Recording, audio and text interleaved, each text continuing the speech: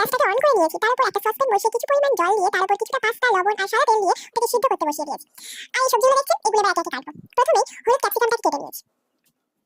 আজকে কি বানাবো আপনারা গেস করতে পারছেন? গেস করে অবশ্যই কমেন্টে বলবেন। এবার লাল ক্যাপসিকামটাকেও কেটে নেব। আমি আজকে 3 ধরনের ক্যাপসিকাম ব্যবহার করব। আপনারা একটা করলে কোনো সমস্যা নেই। এগুলোকে কিউব কিউব করে কেটে নিচ্ছি।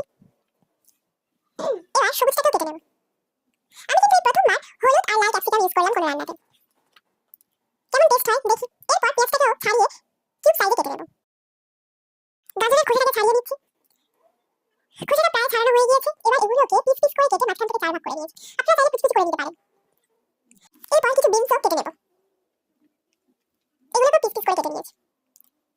এবার লঙ্কা কেটে নেব। আপনারা যেমন ঝাল খান তেমন ঝাল নেবেন। আমি একটু কম খাই, তাই কমই ঝাল দিয়েছি। এবার রসুনগুলোকেও গ্রেট করে নেব ছাড়িয়ে। গ্রেট করা হয়ে গিয়েছে। দেখুন সব একদম ঠিকঠাক করে নিয়েছি। এবার আস্তে আস্তে এক এক করে এগুলোকে সব ধুয়ে নেব। এবার চিকেনটাকে প্লাস্টিক থেকে বের করে একটা প্লেটে নিয়ে নেব। তারপর এটাকে ধুয়ে নেব। চিকেনটা প্রায় ধোয়া হয়ে গিয়েছে। এবার একটা প্লেটে তুলে নেব। এরপর গ্যাসটা অন করে তার উপর একটা প্যান বসিয়ে দিয়ে কিছু পরিমাণ রিফাইন্ড তেল দিয়ে দেব। দিয়ে যে চিকেনটা ধুয়ে রেখেছিলাম সেগুলোকে আস্তে আস্তে ভেজে নেব। এটা প্রায় ভাজা হয়ে গেলে ওতে কিছু পরিমাণ লবণ, হলুদের গুঁড়ো, লঙ্কার গুঁড়ো, কিছুটা চাট মশলা আর সয়া সস দিয়ে নাড়তে থাকবো। এটা প্রায় হয়ে গিয়েছে। এবার এটা একটা বলে নিয়ে নেব। তারপর একটা ডিম দিয়ে দিয়েছি। দিয়ে এটাকে ভালো করে ফ্রাই করে নেব। এটাকেও তুলে নিয়েছি বলে। এরপর ওই কড়াইতে কিছু পরিমাণ বাটার দিয়ে আর যে গ্রেট করে রেখেছিলাম রসুনটা ওটা দিয়ে দিয়েছি। দিয়ে একে একে সমস্ত সবজিগুলো দিয়ে দিলাম। দিয়ে ভালো করে ফ্রাই করে নেব। কিছুটা ফ্রাই হয়ে গেলে ওতে কিছু পরিমাণ লবণ আর সয়া সস দিয়ে নাড়তে থাকবো।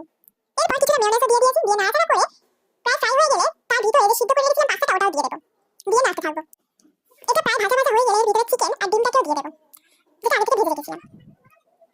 এরপর ওর ভিতরে দুটো মোজারেলা চিজও দিয়ে দেবো। দিয়ে এটাকে নামিয়ে নেব। এটা আপনাদের কেমন লাগলো অবশ্যই কমেন্টে জানাবেন। টাটা।